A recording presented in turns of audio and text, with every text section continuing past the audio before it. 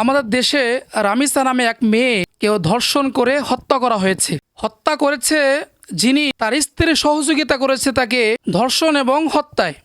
আস্তাগফিরুল্লাহ! কতটা অসুস্থ স্বামী স্ত্রী হলে এমন গর্হিত কাজ করতে পারে। এরপরও কি আমার এ বোনের বিচার হবে? ভাই, আমারও তো একটা বাচ্চা আছে, আমার মেয়ের কি কোনো নিরাপদ আছে?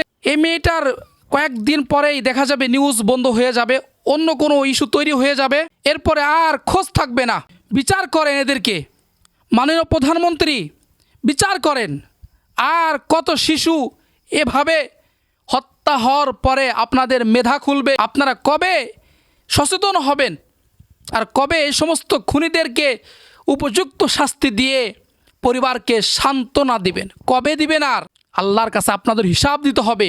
আপনারা ক্ষমতায় বসেছেন ঠিকই, যদি সঠিকভাবে দেশ পরিচালনা করতে না পারেন, গদি থেকে নেমে যান।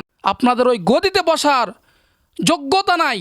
যদি আপনারা দেশের মানুষকে সুস্থভাবে থাকতে সহযোগিতা না করেন, ওই চেয়ার থেকে নেমে যান। অযোগ্য ব্যক্তিদেরকে আমরা আর দেখতে চাই না, যারা দেশের মানুষকে সহযোগিতা করা তো দূরের কথা, আরও দেশের মানুষকে অবহেলার মধ্যে, শাস্তির মধ্যে, আযাবের মধ্যে ফেলে দেয়, এমন রাষ্ট্রপ্রধান, এমন ব্যক্তিদেরকে আমরা আর দেখতে চাই না।